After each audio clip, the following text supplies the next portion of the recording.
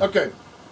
Um, Following the passage of the Kansas-Nebraska Act, um, everything is really going to start falling apart. Most people recognize that with the getting rid of the Missouri Compromise, with the repealing the Missouri Compromise, the Kansas-Nebraska Act is almost going to remove any possibility of eliminating slavery through constitutional means. And so at this point, both sides have sort of solidified, and it's almost as if we've lost all hope. Okay, so we're going to talk about a couple topics: Bleeding Kansas, the Dred Scott decision, and then we'll talk about Abraham Lincoln and the Lincoln-Douglas debates, and then we'll see the Lincoln's election. Now, the battle between slave and free states is taking place in Kansas. North and South both start sending settlers into the region. Slaveholders in Missouri are coming across and establishing tobacco plantations in Kansas. Okay, this is going on, and so they're bringing their slavery with them. So there's actually two headquarters. There's the Pottawatomie Creek headquarters, and then there's the Lawrence headquarters. Okay. When the election comes down, the people in Kansas vote to be a slave state. They vote to be a slave state. Okay? Now, there's two groups who are both attempting to set up tentative governments. Okay?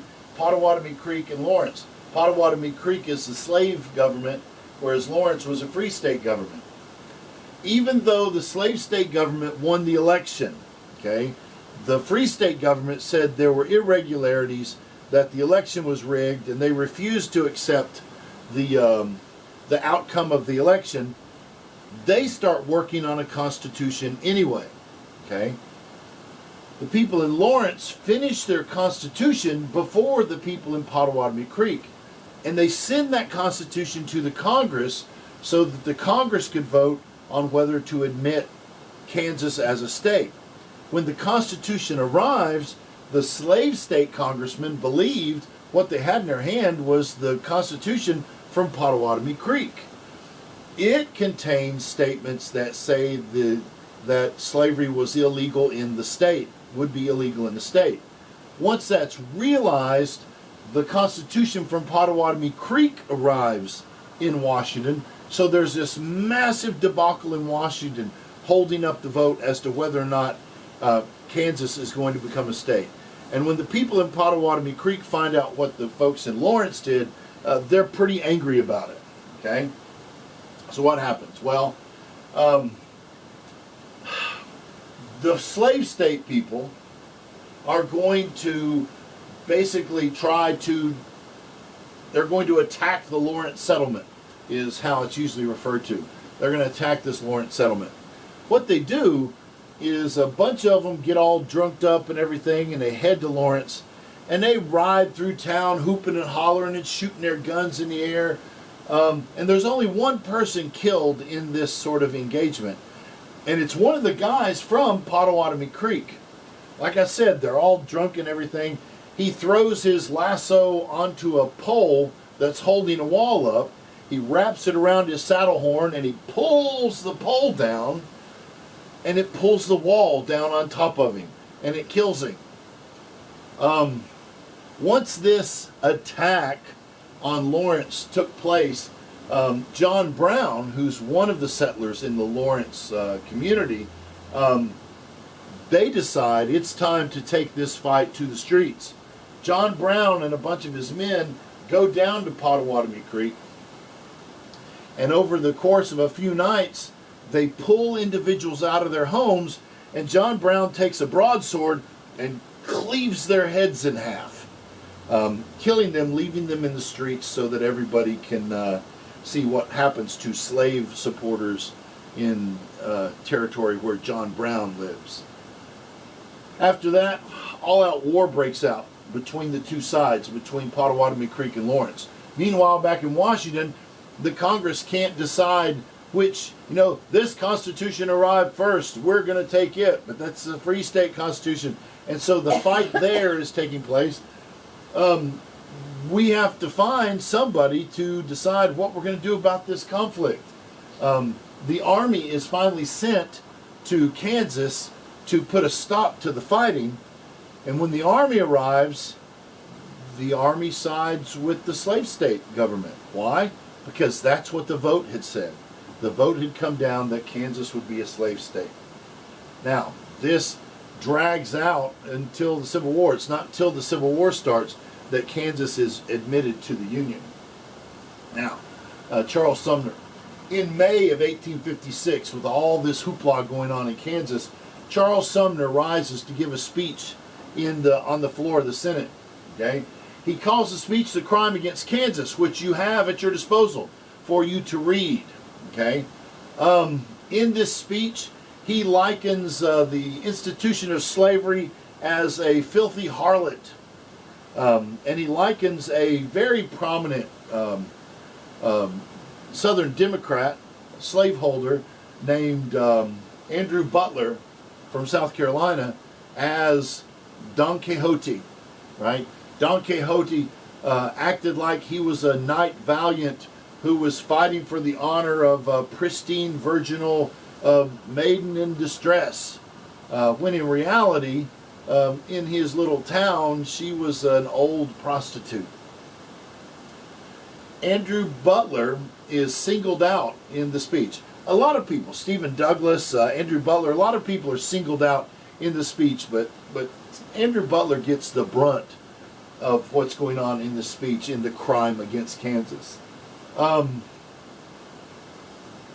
found out a couple of years ago, there's also the idea that Andrew Butler may have potentially had a minor stroke. And so in this latter part of his life, he can't use the one side of his face. And so his speech is slurred because this side of his face has been damaged by the stroke. And apparently, in the spoken version of the speech, whenever he refers to Andrew Butler, Charles Sumner slurs his speech in a mocking way. Now, these lewd comments and insults made in the speech are going to, especially for the time period, be extremely risque for the time period. And it's going to be really something that happens on the floor of the Senate. Now, his nephew, cousin, that was in 1800. His nephew, cousin, is a congressman from South Carolina in the Congress. When the speech is published in the newspaper, somebody publishes this speech in the newspaper, and Andrew Butler is now humiliated in the country because of the speech. Preston Brooks, his nephew, goes to the Senate floor and he approaches Charles Sumner's desk during a break with a friend at his side, and he tells Charles Sumner, "My name is Preston Brooks. Andrew Butler is my kin. I demand satisfaction." And he starts beating Charles Sumner with a cane. And he beats him, and he beats him, and he beats him, and he beats him until the cane breaks. And then he drops the cane and he leaves the room. He will eventually go home thinking his political career is over. We'll get back to that. This is a picture from a newspaper. Let me ask my lovely wife. Is this from a northern newspaper or is this from a southern newspaper? I'm going to say southern. Why would you say southern? What do you think, John? I'm not sure. What do you think? Well, who's clearly the victim? Guy on the ground. The guy on the ground, Charles Sumner. And who looks like a rabid Colonel Sanders? Yeah. So, okay, northern. Preston Brooks. So it's a northern newspaper pictures this. Now, it also shows Sumner's friend who brings a pistol and a short sword. Leave them alone. This is between these gentlemen. Don't buddy get involved. And he allows him. And what's Charles Sumner's only weapon? As he stoically accepts the beating, right? He's got his pen, his quill, and he's writing legislation. The pen is mightier than the sword, right? Except the pen's not mightier than the cane, apparently. But yeah, Charles Sumner looks like this pristine victim who's stoically accepting the beating, and Preston Brooks looks like this rabid guy with gore dripping from his cane from where he's beating Sumner. And actually, physically, if you were to stand these two guys up, who's the bigger man? Sumner. Yeah, Charles Sumner's the bigger man, right? So the Senate is displayed. Some are laughing, some are upset, some don't care, some are laughing, some are upset.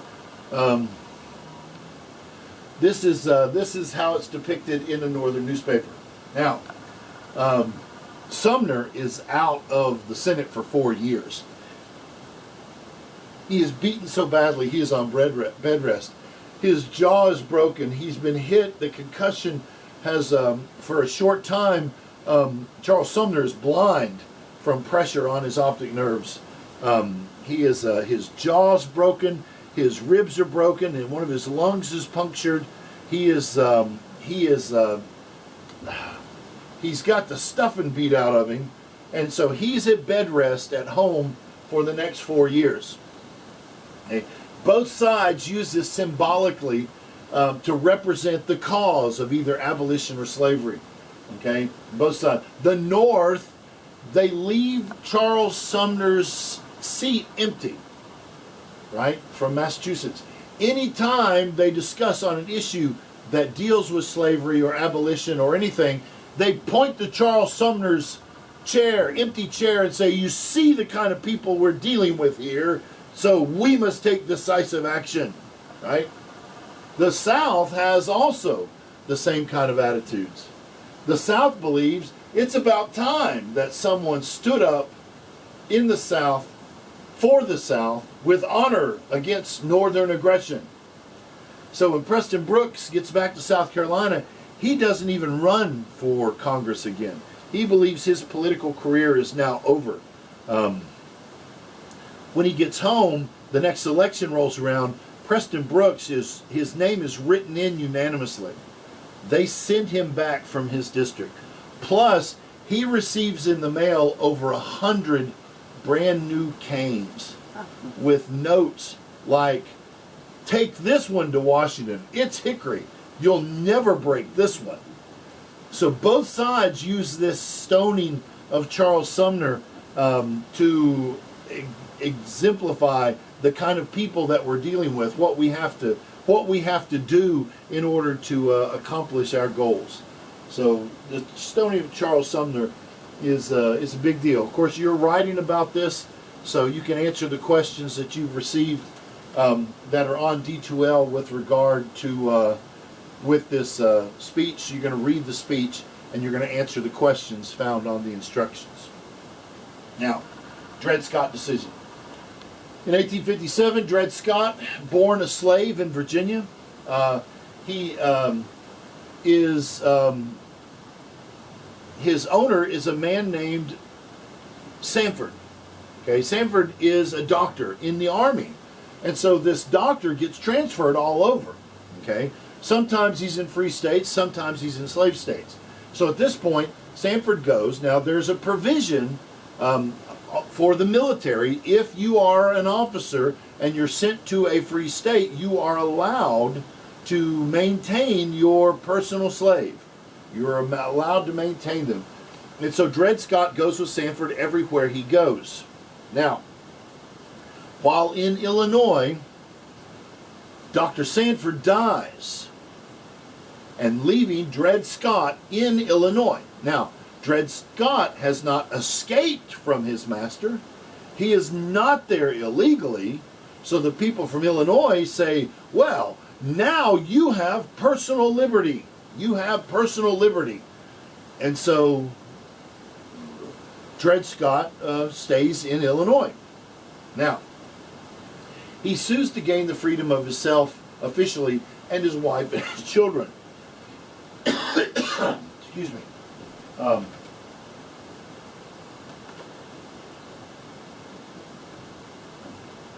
The case is going to come before the Supreme Court. Sorry, I got all these movies over here. The case is going to go before the Supreme Court. The Chief Justice, Roger Taney, is going to make the decision that Dred Scott has no rights before the court because he is not a citizen of the United States of America. He is property. The belief that traveling to a free state makes him free, Taney rules, is illegal based on the Fugitive Slave Act in the Constitution. It is unconstitutional.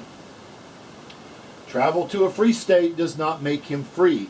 He is the property, and then he uses the analogy. If Dr. Sanford had come to Illinois with his rocking chair and shaving brush, when he died, the rocking chair could not petition for its freedom because the rocking chair is property, as is the shaving brush, which will be returned to the heir of the property, who was his son. The decision is contested, enormous. It causes a massive rift. Roger Taney, the Supreme Court Justice, makes this decision, but this decision is actually going to become the topic of the Lincoln-Douglas debates that we'll see here in a little bit. Okay. He also declares at the same time that the Missouri Compromise was unconstitutional, even though it had already been repealed under the Kansas-Nebraska Act. He will rule that it's also unconstitutional. So Dred Scott's decision, the decision against Dred Scott, would be that he was still property of and owned by the son of the late doctor. Now, Harper's Ferry. John Brown realized in Kansas that he was not going to effectively fight his war against slavery on the frontier. So John Brown, with a number of his 20-some children, are going to make their way from Kansas back to Virginia, to the heart of slavery, as he sees it. In October 1859, John Brown and a small group of men are going to attack a U.S. military arsenal in Virginia. Okay, they will attack and capture the arsenal and attempt to arm all the slaves in that region of Virginia so that they can start killing their masters in a giant slave revolt, in a general slave revolt. They believe that this slave revolt will bring an end to the institution of slavery, if no other ways than by killing all the slave owners. Now, a young officer from Virginia is sent to stop him, a young cavalry officer. His name is Robert E. Lee. Eventually, this insurrection, where they've actually killed U.S. military personnel, and they've attacked a U.S. military installation, and they've done all these things, John Brown will be brought to trial. At his trial, John Brown will declare that he's on a mission from God. He had started this institution of this insurrection in order to bring down the institution of slavery, which God told him was an affront to humanity. And so he will eventually be found guilty by a military tribunal of treason and insurrection, of a murder of U.S. military personnel, and attack of a U.S. Army arsenal. Because you have to remember, this is not the Confederacy yet. This is still the U.S. Army. John Brown will be executed. After his execution, he'll be a song will be written. I won't put it online. You can look it up. Pete Seeger's got a version of it. and it's called John Brown's Body. John Brown's Body. You should look it up on the YouTube and take a listen to the whole song of John Brown's Body, because it's very interesting what you'll hear. Now, the Union's going to collapse. The aftermath of John Brown's raid there in October '59, and the Republican victory in 1860, and then what we call Secession Winter. Okay, the South see him as a villain and a devil, attempting to kill our children in their sleep. This is how dangerous the North is to our way of life and to our life. So we have to do something. The North see him as a hero and a champion of abolition. Okay, they write songs about him and they lionize him and they hold him up as this great American hero. I have problems with seeing John Brown as a person that we can call a hero. It would be like a person who, well, in Kansas about 6 years ago, a man walked into a church. One of the parishioners was helping to take up the offering. He was a doctor, and so he's passing a plate in this really large church. The man walks up to him with a pistol, blam, blam, blam, blam, and shoots him, drops the pistol on the ground, and backs up to the wall, and he says, "I'm not danger to anybody else in this room." So, "Oh, why did you murder Dr. Smith? Why did you murder Dr. Smith?" And he says, "I didn't murder anybody. I just saved the lives of hundreds of little babies." Because this doctor was one of the last doctors in the state of Kansas that would perform a third trimester abortion. Now, was he just saving lives? Was his act justified? Killing this doctor is going to save lives. Or was it murder? Well, regardless of whether you support the institution of abortion or not, what this man did was murder. He was a murderer. The same with John Brown. Regardless of your attitudes towards slavery, John Brown murdered U.S. military personnel on guard at this military base. They were murdered.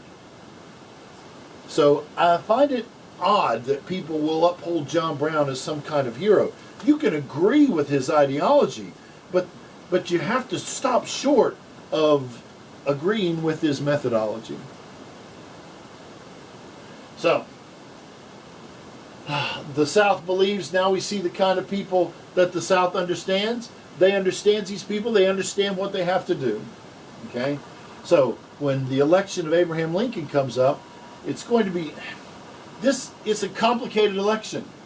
As you look at it, you can see, well, it's hard to see. You can download the PowerPoint and take a look at it.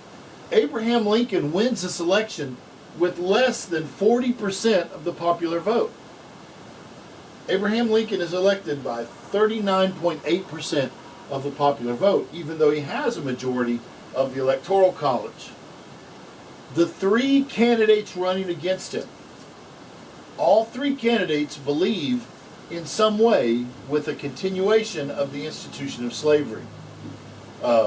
Stephen Douglas, the Northern Democrat, the one who runs with Abraham Lincoln, is from Illinois. Okay, Stephen Douglas, even though he is a Northerner, he is still a staunch Democrat, which means he believes in a continuation of slavery. Most of the Democrats who were against the institution of slavery have joined the Republican Party, because the Republican Party is the party of abolition, of eliminating the institution of slavery. The South, however, does not trust the Northern Democrats anymore. They believe the Northern Democrats have forced them to compromise and compromise and compromise, and is eroding their institution. So the Southern Democrats are going to run their own political candidate against Stephen Douglas and Abraham Lincoln. And then, of course, there's John Bell. of the what's called the Constitutional Union Party. John Bell also agrees with the continuation of the institution of slavery, but he believes, he's learned that the Southerners, if this election goes badly for them, the Southerners are planning to secede from the Union. John Bell is trying to get ahead of that activity by running for the Constitutional Union Party. The border states, right here in the middle between the North and the South, don't want to secede. They don't want to secede from the Union, but they want to maintain slavery as it's stated in the Constitution. So the people who support the institution of slavery, roughly 60% of the country, are divided. And so they lose the election to Abraham Lincoln. They lose the election to Abraham Lincoln. And so Lincoln becomes president. Immediately following this election, the Deep South will secede from the Union, starting with South Carolina, Mississippi, Florida, Alabama, Georgia, Louisiana, and then Texas. The Deep South, this is referred to as secession winter. When we come back and see in the next section, we will discuss secession winter and how it applies to what's going on here and what happens when Abraham Lincoln comes into office with the attack on Fort Sumter.